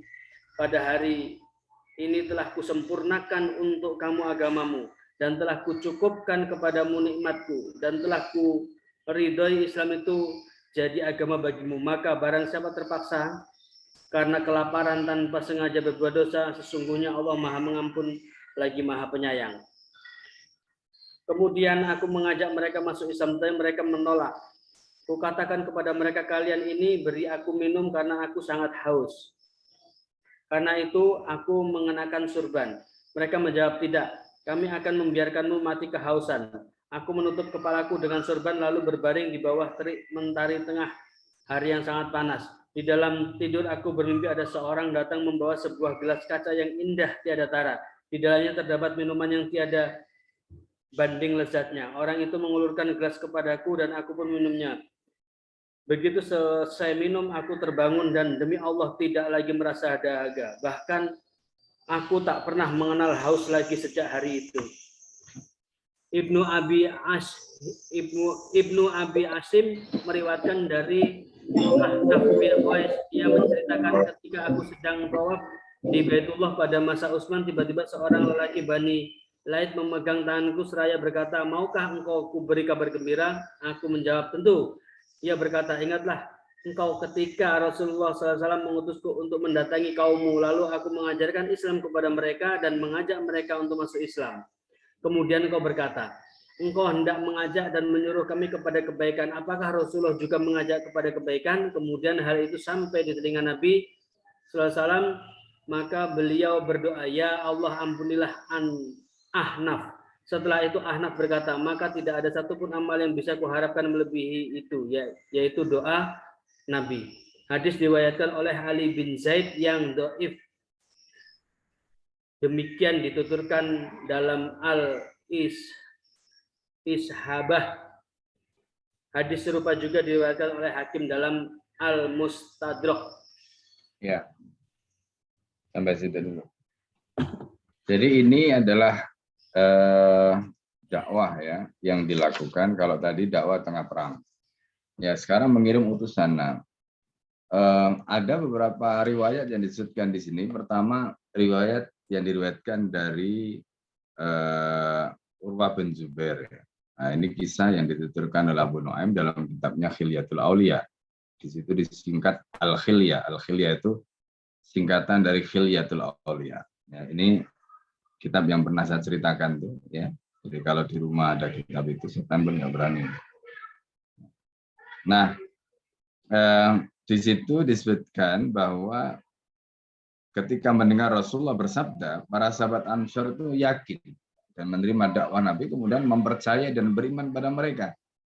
Ya, beriman kepadanya, mereka itu adalah merupakan sebab kebaikan, artinya orang-orang Ansor tadi. Mereka berjanji kepada Nabi untuk kembali pada musim haji tahun berikutnya. Ini saat Baiat Aqabah. Lalu akhirnya mereka betul-betul kembali, ya, mengirim Rasulullah itu kemudian mengirim utusan ke Yasrib namanya, ya. Nah, ini Baiat Aqabah yang pertama. Lalu kemudian Rasulullah mengirim utusan ke Yasrib namanya Mus'ab bin Umair. Nah, Mus'ab bin Umair ini dikirim oleh Nabi. Mus'ab bin Umair itu wajahnya mirip Rasulullah. Ya, wajahnya mirip Rasul. Jadi Mus'ab bin Umair ini kirim nanti ketemu dengan tokoh-tokoh kunci, ya. Ada As'ad bin Zurarah yang kemarin kita sudah bacakan.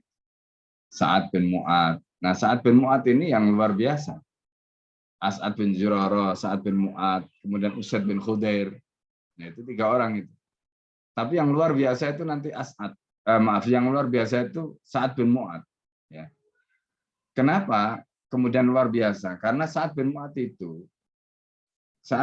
itu kalau kita baca, ya, masuk Islamnya itu kan dalam riwayat tadi itu disebutkan berarti kan peristiwa Baiat Aqabah itu, ya. Baiat Aqabah ini kan Baiat Aqabah yang kedua. Berarti sekitar tahun ke-11 ke-11 atau ke-12 kenabian.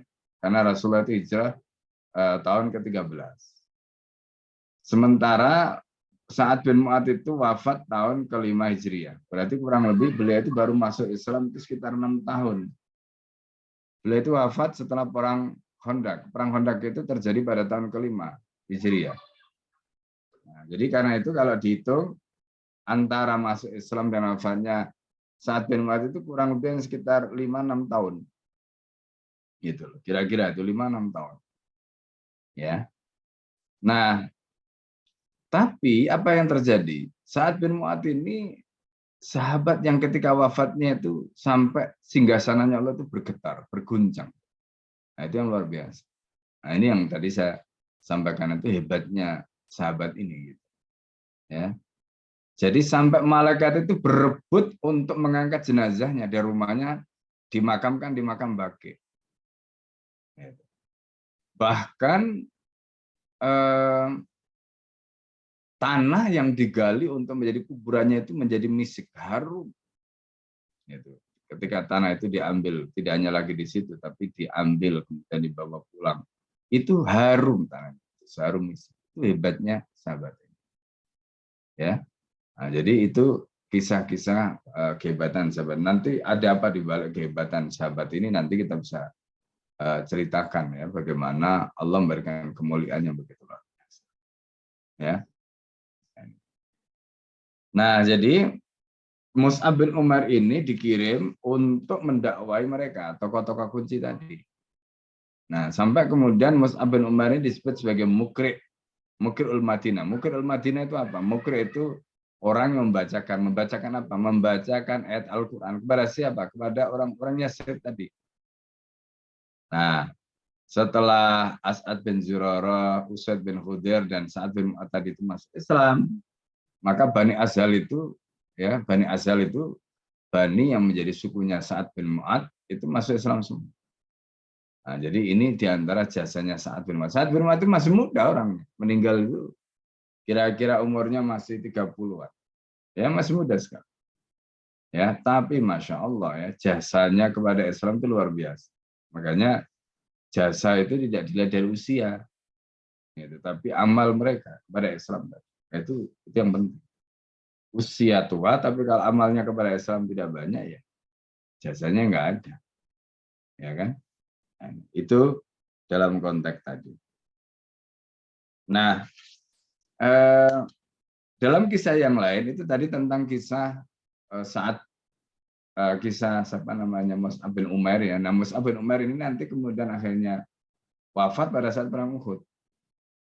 Ya, wafat pada saat perang Uhud. Ini Mus'ab bin Umair yang ketika wafatnya itu ditangisi oleh Nabi, karena Mus'ab ini Masya Allah anaknya orang kaya, ganteng, kulitnya bersih putih, ya, pakaiannya perlente, begitu menjadi Islam gitu, semua diboikot oleh orang tuanya dan hidup melarat sampai ketika wafatnya pada saat perang Uhud itu kain kafan pun nggak cukup untuk menutup tubuhnya Mus'ab bin Umair. Itu membuat Rasulullah itu nangis ketika ingat masa lalunya. Ini anaknya orang kaya, Masya Allah, dia tinggalkan dunia untuk mengikuti dakwah Nabi gitu, ya. Lalu ketika wafat itu, ketika kainnya ditarik ke atas, kakinya kelihatan, kaki ditarik, kepalanya kelihatan, sampai kemudian akhirnya nanti ditarik ke atas, selalu kakinya itu ditutup dengan dedaunan. Itu yang dilakukan Rasulullah pada saat perang. Ya, nah jadi ini memang luar biasa sahabat ini, masya Allah. Ya, nah, jadi melalui jasa beliau itu maka Madinah itu menjadi Islam dan Madinah kemudian siap menerima kedatangan Rasulullah. Itu jasanya tokoh-tokoh kunci tadi sekaligus jasa dari Mus'ab bin Umair, ya, yang luar biasa. Nah berikutnya itu ada riwayat dari Tobroni, ya, dari Abu Umamah, ya, Al-Bahili, ya, di mana beliau itu mengisahkan ketika itu mengutus Abu Umamah tadi kepada kaumnya untuk menyampaikan syariatnya. Nah ini cerita yang tadi sudah disampaikan, ya, dari termasuk kemudian dibacakan ketika mendapatkan sambutan dari temannya, ya, kemudian disuguhi, yaitu kemudian dia bacakan surat Al-Maidah 3, ya, hurimat alaikumul maitatu waddam walahmul khinziri wa ma uhilla li ghairillahi bi wal munkhaniqatu dan seterusnya. Ya. Nah, sampai kemudian akhirnya yang menarik di sini ini kisah selain, ya, kisah tadi itu yang saya sebutkan tadi, ada ayat-ayat yang turun, ya, kemudian yang menarik adalah kisah bagaimana ketika dia sampaikan ayat itu lalu muncul reaksi. Apa reaksi? Kaumnya atau dalam hal ini adalah teman-temannya dia itu mengatakan, ya sudah kalau begitu kamu sejak sekarang nggak akan saya kasih makan.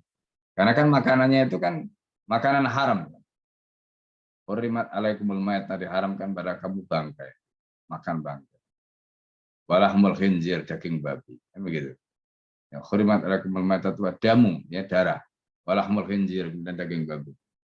Ya, kemudian wa ma uhilla li ghairillah, apa disembelih bukan karena Allah. Ya, dan seterusnya. Nah, jadi akhirnya mereka mengatakan, ya sudah kalau begitu kami nggak akan ngasih kamu makan, terserah. Biar kamu mati mau apa terserah. Nah, yang menarik di sini ketika Abu Umamah Al-Bahili tadi itu tidur di malam hari. Ya. Jadi di sini disebutkan beliau itu tidur, ya, di sini nggak disebutkan tidur di malam-malam begitu, ya, tapi beliau itu tidur dengan sorban, ya, baring di bawah terik matahari tadi. Pada saat tidur itu bermimpi ada orang, ya, yang membawa sebuah gelas kaca yang indah luar biasa, lalu ngasih minum kepada beliau itu.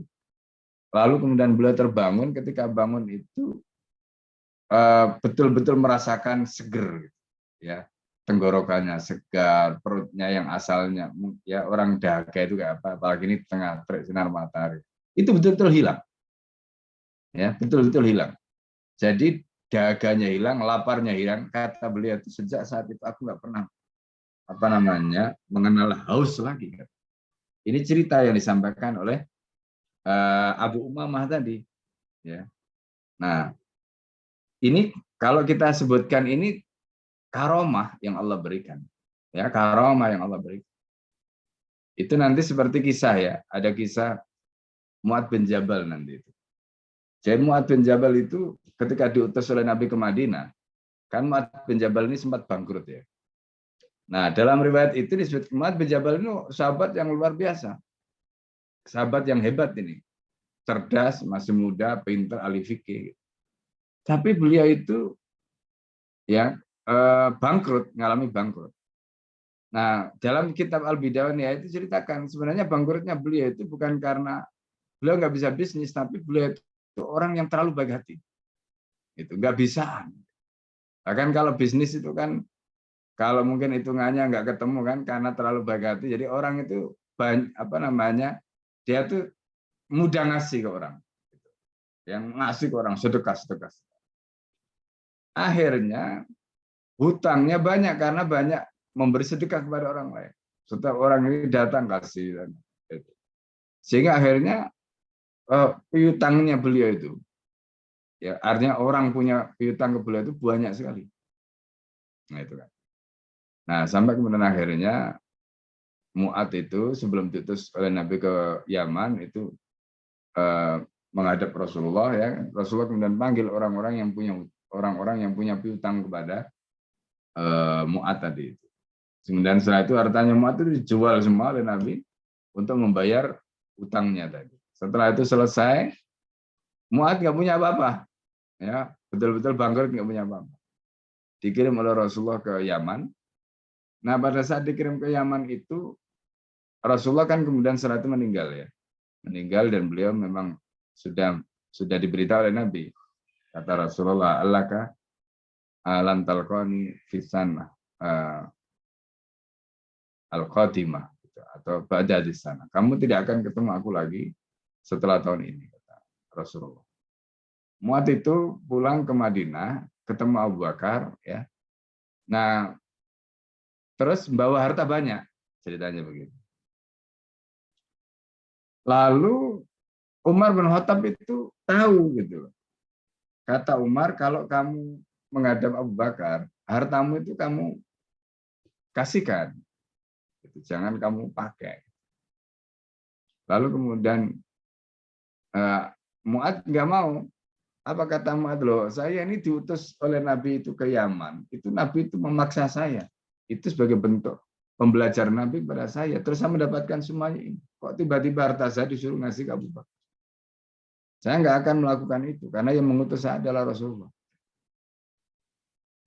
Akhirnya Abu Bakar itu didesak oleh Umar. Lalu Abu Bakar tidak mau, karena Abu Bakar tahu itu yang didapatkan oleh Mu'ad bin Jabal itu adalah istilahnya itu apa yang karena Rasulullah itu, karena Rasulullah yang mendidik beliau, Rasulullah yang memaksa beliau dan sebagainya, mendisiplinkan beliau. Pendek kata, ini ceritanya ya terkait dengan kisah karomahnya tadi itu.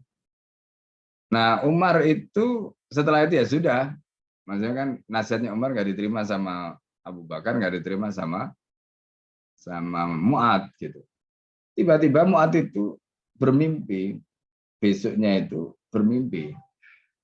Di dalam mimpinya itu beliau itu disambar api neraka. Lalu kemudian diselamatkan oleh Umar. Kata beliau setelah bangun tidur tadi. Akhirnya kemudian beliau mengatakan kepada Abu Bakar, aku akan melakukan apa yang kau katakan, Umar. Nah, jadi akhirnya harta yang didapatkan tadi itu semua dikasihkan pada Abu Bakar. Ya karena tadi itu dia tahu Umar itu yang menyelamatkan dia dari neraka. Nah, ini termasuk mimpi tapi menunjukkan karomahnya sahabat tadi. Jadi cara mereka itu dijaga oleh Allah, cara mereka itu langsung dikirimkan lewat mimpi. Seperti kisah Abu Umamah Al-Bahili tadi. Kalau ini lebih Abu Umamah Al-Bahili tadi itu haus, mimpinya mimpi minum, begitu habis mimpi minum itu betul-betul nggak mengalami dahaga sama sekali. Setelah itu sampai akhirnya. Nah, ini yang luar biasa. Nah, jadi ini karomah-karomah yang diberikan oleh Allah. Nah, sama seperti kisah Mu'ad tadi, akhirnya Mu'ad itu ketika terbangun terus menyampaikan itu pada Abu Bakar, meskipun Abu Bakar kemudian akhirnya menolak, diserahkan lagi kepada Mu'ad. Ya, karena Abu Bakar tetap kekeh bahwa ini keputusan Nabi. Ya, beliau tidak berani mengubah keputusan Rasulullah. Ya, akhirnya apa yang didapatkan oleh Mu'ad tadi itu nggak mau diterima oleh Abu Bakar. Ya, dan tetap dipegang oleh Mu'ad bin Jabal. Nah, jadi Bapak-Ibu sekalian yang dimuliakan Allah, ini beberapa riwayat ya dan kisah-kisah ya yang kita bisa baca, kita bisa pahami dalam konteks dakwah ya, yaitu dakwah yang terkait dengan utusan-utusan yang dikirim oleh Rasulullah Shallallahu Alaihi Wasallam. Baik, sampai di sini dulu. Silakan kalau ada pertanyaan atau hal yang ingin disampaikan. Ya. Baik, dipersilakan. Ya, terima kasih. Mangga, lanjut silakan Pak Sarwo. Baik, Assalamualaikum warahmatullahi wabarakatuh.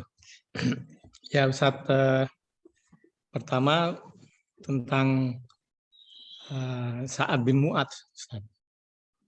Ini beliau adalah orang yang beruntung 5 tahun masuk Islam, lalu mendapat penghormatan di saat kematiannya. Ya. Nah, kalau kita hubungkan dengan zaman sekarang dan kehidupan kita lah, kira-kira ya. Ini kira-kira bagaimana kita menjalankan hidup ini sehingga kita bisa mendapatkan seperti Sa'ad bin Mu'adz ini.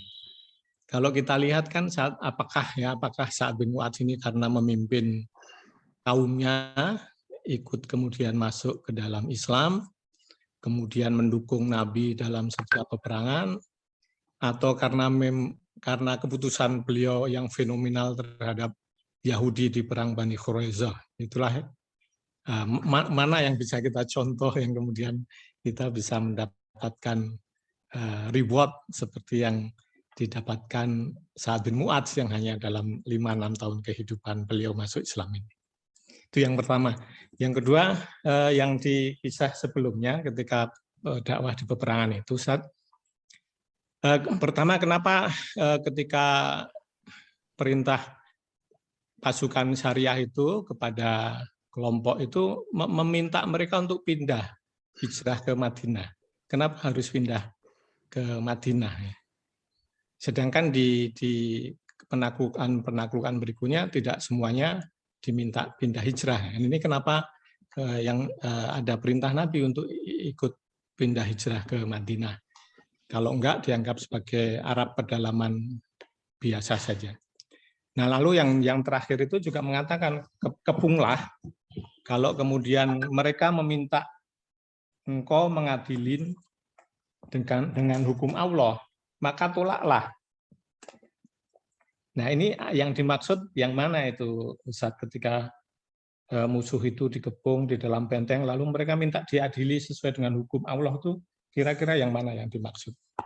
Itu aja Ustaz, 2 hal itu aja. Ya, pertama mengenai Sa'ad bin Mu'adz. Jadi kalau tadi ditanyakan kira-kira amal yang mana yang memberatkan timbangan beliau sehingga beliau mendapatkan reward yang begitu luar biasa. Totalitasnya beliau itu. Gitu loh, totalitasnya beliau itu. Jadi beliau itu begitu masuk Islam, itu menyerahkan semuanya kepada Nabi. Jadi pertama Sa'ad bin Mu'adz itu pemimpin Bani Ashal. Meskipun beliau masih muda, tapi pemimpin Bani Ashal. Sehingga jadi kan beliau itu mengatakan begini ya, ketika didatangi oleh Mus'ab bin Umair kemudian masuk Islam itu kan awalnya Mus'ab bin Umair dengan As'ad bin Zurarah dengan Usaid bin Khubayb. Lalu kemudian Sa'ad bin Mu'adz itu datang kepada mereka ini. Kata Usaid sama As'ad itu, kalau orang itu ikut, maka seluruh kabilah di belakang dia pasti akan. Maka Mus'ab bin Umair kemudian mencoba ya melakukan ya istilahnya dakwah dengan bahasa diplomasi yang sangat luar biasa. Kata Mus'ab bin Umair, apakah Anda bersedia mendengarkan penjelasanku? Kalau bersedia dan itu baik, ya silakan Anda ambil. Kalau enggak, tinggalkan. Itu bahasa pembuka yang dilakukan oleh Mus'ab bin Umair kepada Sa'ad bin Mu'adz. Sampai kemudian akhirnya Sa'ad bin Mu'adz itu mau mendengarkan dan akhirnya betul-betul tertarik. Nah, ketika beliau tertarik dan masuk Islam, kemudian beliau sholat 2 rakaat, mandi junub dan sebagainya. Setelah itu kemudian beliau datang pada kaumnya Bani Ashal. Beliau mengatakan begini, ya qaumi inna kalamakum haraman alai hatta tuslimu.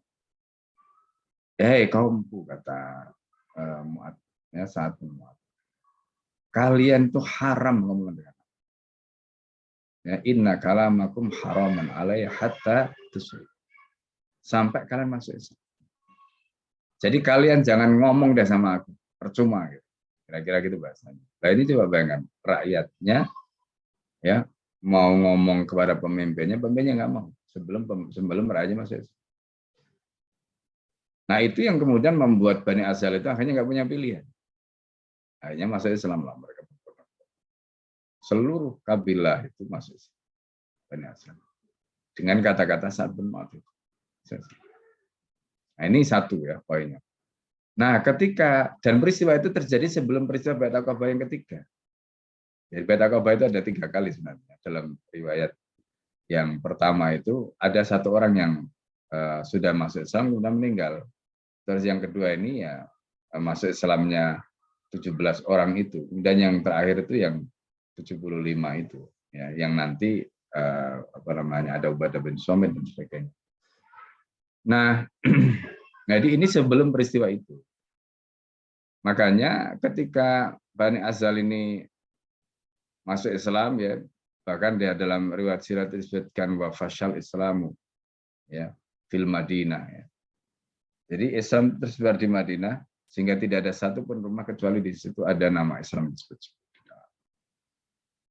Itu jasanya Sa'ad bin Mu'adz. Ya, di antaranya jasanya Sa'ad bin Mu'adz. Nah, setelah peristiwa itu kan kemudian Rasulullah SAW minta kepada Mus'ab bin Umar itu untuk membawa mereka ya ke Madinah, ke Mekah itu untuk membuktikan. Akhirnya terjadilah Bai'at Aqabah yang terakhir itu, ya, yang kita sebut yang kedua atau yang ketiga. Nah, itu poinnya ya. Nah, pada saat Bai'at Aqabah itu kan poin yang paling penting itu. Nah, ini kaitannya nanti dengan totalitasnya itu. Beliau serahkan semua kekuasaan, ya, kepada Nabi untuk melindungi Allah, agama Allah, melindungi Rasul, bagaimana mereka melindungi Rasul, bagaimana mereka melindungi keluarga mereka, darah mereka, harta mereka, anak istri mereka. Itu Bai'at Aqabah yang kedua atau Bai'at Aqabah yang ketiga. Itu isinya, ya, bukan Bai'at masuk Islam, itu isinya. Nah, sehingga ketika itu dilakukan, itu kan berarti artinya Rasulullah itu mendapatkan kekuasaan dari mereka. Nah, itu yang sampai kemudian membuat iblis pada waktu itu panas. Gitu. Yang kemudian setelah Bai'at Aqabah itu kan, iblis itu kan naik di atas gunung. Karena melihat situasi begini. Akhirnya terus teriak-teriak, ya masyarakat Quraisy, gitu. Ya, orang-orang Quraisy. Tapi kan orang Quraisy nggak dengar, karena itu tengah malam. Sampai kemudian akhirnya iblis itu pagi-pagi datang ke Darun Nadwa itu untuk membocorkan rahasia tadi. Ya, kemudian mereka mengirim orang ke Madinah untuk memeriksa betul enggak cerita iblis tadi itu. Iblis itu menjelma jadi orang tua, rajulun ajuz, ya. Ini orang tua dari daerah mana saya lupa itu. Nah, itu yang datang ke Darun Nadwa. Nah, itu peristiwa yang paling monumental lah sebenarnya. Jadi masuk Islamnya Bani Azal, terus setelah itu beliau memberikan kekuasaan tadi, itu kan totalitas. Artinya ini yang kemudian menjadikan Islam itu mendapatkan tempat di Madinah itu karena jasanya. Lalu peristiwa berikutnya pada saat Perang Badar yang merupakan yang disebut dengan Yaumul Furqan itu juga saat lagi yang kemudian akhirnya boleh dikatakan sebagai penentu ya. Pada saat itu kan Rasulullah itu melihat para sahabat yang baru pertama kali perang itu kan khawatir. Jangan-jangan nanti mereka ini perang terus lari gitu kan, karena itu kan perang pertama. Tapi kalau mereka lari, mereka kalah, habislah Islam itu. Nah, siapa orang yang kemudian berhasil meyakinkan Nabi sampai kemudian akhirnya Rasulullah itu betul-betul mantap? Sa'ad bin Mu'adz. Nah, kata-kata Sa'ad yang membuat Rasulullah itu kemudian akhirnya wajahnya berubah itu kata-kata yang kemudian nanti menjadi pegangan Nabi. Jadi karena Rasulullah kan musyawarah, boleh musyawarah. Akhirnya Sa'ad bin Mu'adz itu tahu sebenarnya yang engkau inginkan bukan musyawarah ya Rasul. Musyawarah kan sebenarnya sudah dapat. Tapi kok ini musyawarah terus, musyawarah ini udah musyawarah lagi. Kata Sa'ad bin Mu'adz, kelihatannya yang kebutuhan bukan itu, tapi komitmen dari kami ya Rasulullah. Kata Sa'ad bin Mu'adz. Ya. Jika engkau titahkan kami untuk mendaki gunung, kami akan taati. Kami tidak akan melakukan sebagaimana dikatakan oleh kaumnya Musa kepada Musa, idhab anta wa qatilah. Ya, wa nahnu hahuna qaidu. Ya, pergilah kamu bersama Tuhanmu dan kami duduk-duduk saja. Enggak ya Rasul. Ya, kami akan berperang mengikuti titahmu. Nah, itu kata-kata Sa'ad bin Mu'adz yang kemudian membuat Rasulullah tenang gitu. Ya kan? Nah, ini yang mengubah ya suasana psikologi tadi itu menjadi firm. Gitu. karena ini perang pertama. Maka sampai Rasulullah itu malam itu kan berdoa kepada Allah pada saat perang Badar. Doa semalam Rasulullah nggak tidur, nangis itu. Bergetar sorbannya Nabi sampai runtuh. Nah, itu Rasulullah. Nah, di dalam doa itu Rasulullah mengatakan, Allahumma intahlik hadir isobatu lan tu'batu bika min ba'du abad.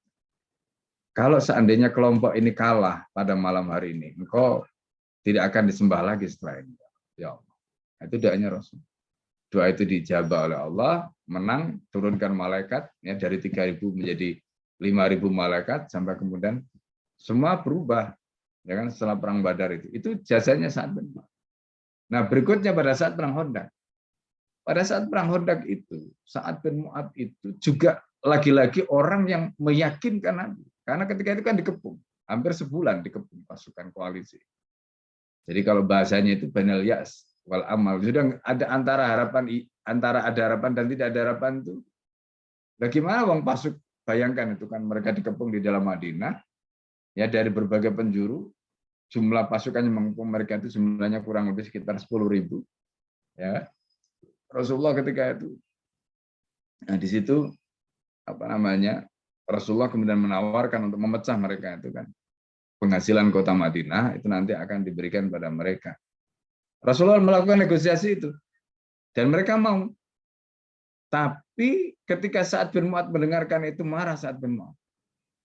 Sa'ad bin Mu'adz mengatakan, ya Rasulullah, belum pernah kami pada zaman jahiliyah mendapatkan keinaan seperti ini. Gak ada ceritanya orang bisa mendapatkan penghasilan kota Madinah kecuali mereka membeli pada kami atau pedang kami. Nah, akhirnya itu cara Rasulullah sebenarnya men-trigger gitu. Dalam kondisi seperti itu kan butuh spirit ya, butuh kekuatan moral gitu. Nah, ternyata itu berhasil membawa. Dan ini lagi-lagi karena yang ngomong itu Sa'ad bin Mu'adz, ya Rasulullah. Ya la nu'tihim illa saif, kami tidak akan memberikan kepada mereka kecuali pedang kami. Nah, begitu Rasulullah mendapatkan kata-kata Sa'ad bin Mu'adz itu, sudah kalau begitu dibatalkan perjanjiannya, enggak jadi. Nah, kata-kata itu dan mengubah keputusan Nabi. Enggak jadi akhirnya. Begitu diubah keputusannya dan Nabi tidak memberikan apapun kepada pasukan koalisi tadi itu Sa'ad bin Mu'adz. Meski kemudian setelah itu Sa'ad bin Mu'adz kena panah pada saat perang Khandaq itu. Kan panah ya, kena panah. Ya, dan dari luka panah itulah yang kemudian akhirnya beliau diwafatkan oleh Allah sebagai syuhada. Ya kan? Setelah peristiwa Bani Quraidah tadi. Yang menjadi hakim. Jadi kalau beliau dalam konteks hakim di Bani Quraidah itu sebenarnya bukan persoalan ini sebenarnya, bukan persoalan yang besar dalam tanda petik, karena memang waktu itu Sa'ad bin Mu'adz itu ya memang belum pemimpin, lalu kemudian diutus oleh Nabi untuk menjalankan misi itu saja. Tapi yang betul-betul kalau kita bisa catat sebagai jasa besarnya itu tadi itu peristiwa masuk Islamnya Bani Ashal melalui tangan beliau, kemudian Baiat Aqabah yang memberikan kekuasaan tadi, ya, di mana beliau memberikan nusra wa man'ah tadi, lalu kemudian perang Badar yang mengubah jalannya peperangan tadi, kemudian yang terakhir itu adalah perang Khandaq. Nah, itu jasa Sa'ad bin Mu'adz yang luar biasa. Nah, jadi kalau kemudian Allah mengganjar beliau dengan ganjaran begitu tadi ya, gitu. Kemudian yang kedua tadi tentang hijrah. Kenapa hijrah dan ini ya pernyataan dari Sulaiman bin Buraidah. Jadi begini, kenapa kok ada perintah hijrah? Karena peristiwa itu sebelum Fathu Mekah, Pak. Ya, sebelum Fathu Mekah. Karena hadisnya mengatakan la hijrata ya ba'dal fathi. Tidak ada hijrah setelah Fathu Mekah. Nah, kenapa setelah Fathu Mekah tidak ada hijrah? Karena wilayah yang lain itu sudah menjadi wilayah Islam. Itu. Wilayah yang lain itu sudah menjadi wilayah Islam. Jadi kalau wilayahnya sudah menjadi wilayah Islam, ya nggak ada hijrah lagi. Itu poinnya ya. Nah, jadi kenapa kok ada hijrah? Ya karena sebelum Fathu Mekah, wilayahnya itu hanya baru Madinah ketika itu. Ya, negara Islam belum berkembang. Yang kedua, kenapa kok ketika ada permintaan untuk melaksanakan hukum kok ditolak? Tadi itu yang terakhir tadi. Nah, itu juga menarik. Jadi di dalam Al-Qur'an ini kaitannya nanti dengan wilayah, Pak. Jadi kan kalau kita bicara dalam konteks geopolitik itu, wilayahnya itu kan cuma 2 ya. Nanti kalau ada negara Islam juga sama itu. Itu kalau kita kaji dalam konteks fikih itu nanti. Geopolitik itu hanya ada 2, hanya ada namanya Darul Islam dan Darul Kufur. Darul Islam itu adalah berarti mereka yang tinggal di wilayah di mana di situ ada khilafah Islam atau ada negara Islam. Itu namanya Darul Islam. Karena di situ melaksanakan hukum Islam dan di luar itu namanya Darul Kufur atau Darul Harb. Nah, tapi tidak menutup kemungkinan ada orang Islam yang tinggal di situ. Nah, contoh tadi itu seperti hadis Sulaiman bin Buraidah. Terus, kalau orang itu sudah masuk Islam, lalu dia masih tinggal di wilayah kufur tadi, seperti kisah Khalid bin Walid yang perang tadi itu. Terus kemudian mereka ada masalah nih, masalah. Entah itu masalah zina, entah itu masalah sengketa dengan sesama mereka. Kalau mereka minta dihukumi dengan hukum Islam bagaimana? Nah, tapi mereka kan masuk di wilayah bukan wilayah Islam. Nah, disitulah tadi itu. Poin yang terakhir tadi. Itu disebutkan dalam Al-Quran, fa'in ja'uka. Kalau mereka datang kepadamu, fahkum bainahum arid anhum. Fa'in ja'uka, kalau mereka datang kepadamu, fahkum bainahum, maka kamu putuskan di antara mereka. Kalau mau pakai hukum Islam, silakan. Tapi kamu lihat dulu, jangan sampai nanti pakai hukum Islam, lalu kemudian itu jadi celah orang kafir untuk mengintervensi negeri kaum muslimin. Alasannya karena ya kan ini kan sekarang isu HAM macam-macam. Makanya ayatnya pilihannya begitu. Ya, fakum bainahum au arid anhum. Kalau kamu melihat ini nggak bagus, dampaknya nanti ke negara, ke kekuasaan Islam, ke kaum muslimin, kamu tolak nggak apa-apa. Apalagi mereka bukan warga negara. Nah, begitu. Itu konteksnya. Jadi konteks riwayat yang terakhir. Ya, Pak ya. Ya, makasih Ustaz, jelas. Ya. Baik. Rasanya waktu juga yang harus menutup diskusi kita. Silakan Pak Ustadz langsung disimpulkan terkait dengan pekan ini dan juga ditutup dengan doa. Ya. Jadi seperti yang tadi kita sudah sampaikan, dakwah ini kita lakukan dengan berbagai macam usul. Ya. Dan dakwah itu kita lakukan dengan menjemput bola, bukan menunggu bola. Ya. Nah, jadi itu prinsipnya. Nah, semua uslub tadi sudah kita ceritakan ya di dalam riwayat-riwayat yang tadi sudah kita bahas. Dan semoga ini menginspirasi kita semua, ya, termasuk apa yang tadi sudah dijelaskan, agar kita bisa melakukan dakwah lebih baik lagi, sebagaimana yang dicontohkan Rasulullah dan para sahabat. Baik, saya kira itu poinnya ya. Kita tutup dengan berdoa bersama-sama, ya. Kita bacakan surat Al-Fatihah untuk mu'alif kitab ini dan juga guru-guru kita. Ala hadin yakun yatun suara Al-Fatihah. Ya, kan.